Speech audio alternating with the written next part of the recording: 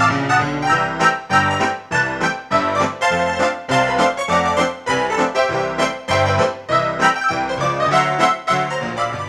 year was 1917.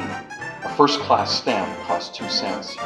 Robert Borden was the Prime Minister of Canada. The war was raging in Europe. The Canadian government introduced income tax as a temporary tax to help with the war effort.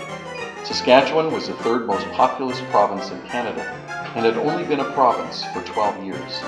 In the growing city of Saskatoon, a home prayer meeting was started as a small group gathered to seek God and to experience more of the Lord, to experience His power, His grace, and His presence in new ways.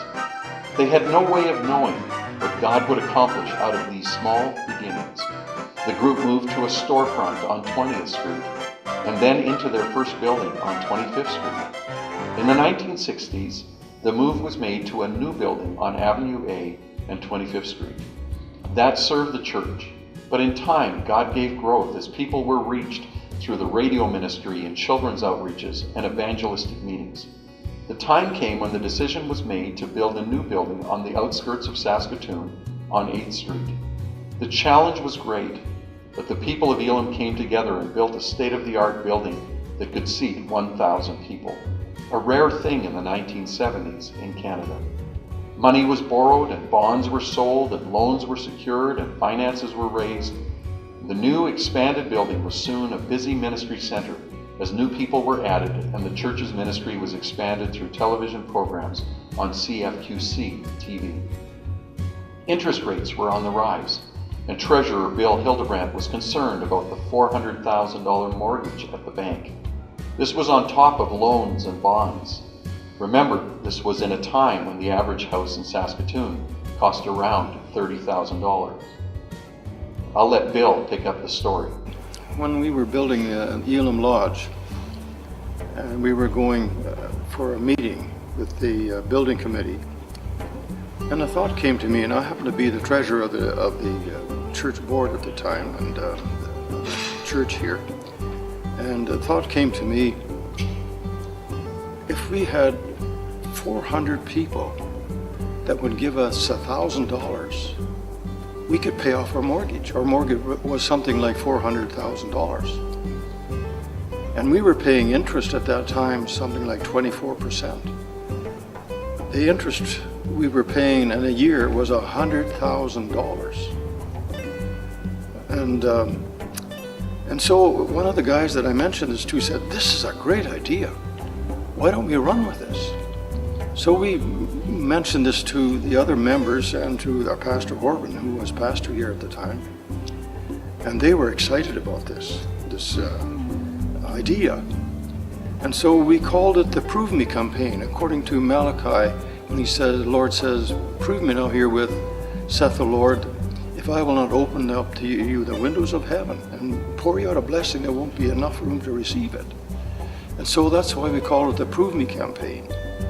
And so we had meetings with different groups of people and telling them what our plans were. And sometime in November was the day that we were going to take this offering. And that Sunday morning, we took the largest offering we ever received. It was over $200,000 for a church our size at the time. Now we were probably 400 people or less.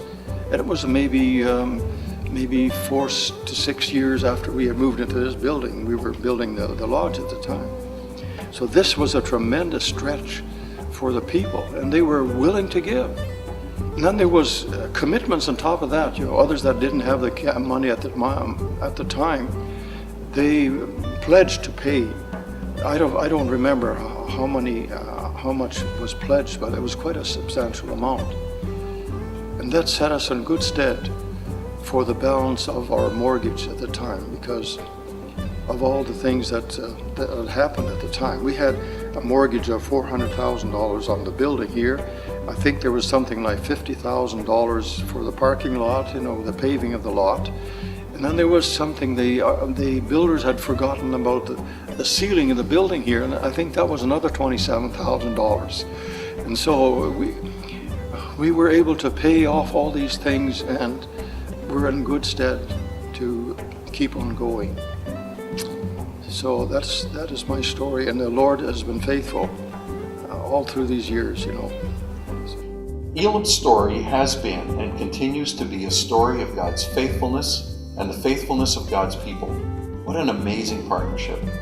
And now we stand at the threshold of the next chapter of Elim's history. Times have changed, but one thing that hasn't is the faithfulness of God and the willingness of God's people at Elim to move forward to reach our world with the gospel and to grow people into committed followers of Christ. To date, our church family has contributed almost $4.5 million over the past 6 years. Over the next 3 years, $2.5 million raised will enable us to greatly reduce our indebtedness and will resource 4 ministries out of the tithe of our capital campaign giving. Let me introduce you to these 4 ministries.